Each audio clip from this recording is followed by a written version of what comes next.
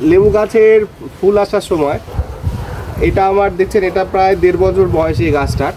তো এই গাছটা 1.5 বছর বয়সে ফুলের পরিমাণটা দেখুন কত ফুল হয়েছে গাছটাতে। এটা ছাদের আমার এক কোণে রাখা আছে। তো এই গাছে ফুল দেখুন, বুঝতে পারবেন কত ফুল এসছে। তো পাতিলেবু গাছ অবশ্যই বাড়ির জন্য খুব ভালো। একটা গাছ রাখলে দেখবেন আপনার এত পরিমাণে ফুল আসবে। আমার যতগুলো লেবু গাছ আছে সবার আগে এতে ফুল এসছে। তো আরোগুলো আছে, মুসম্বি, কমলা, এগুলো আমি দেখাবো পরে আস্তে আস্তে, বাতাবি।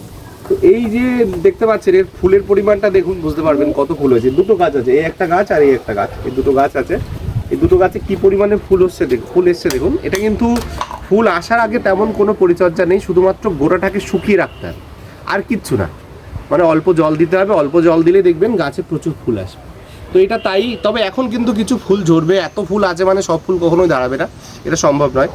আর কিছুদিন পর একটু ফল দানা এই যেরকম আসছে শুরু করলে, তখন এখানে কিন্তু মাইক্রোনিউট্রিয়েন্ট স্প্রে করতে হবে এবং বিভিন্ন রকম সার, যেটা আমরা পটাশ সমৃদ্ধ সার একটু দিতে হবে।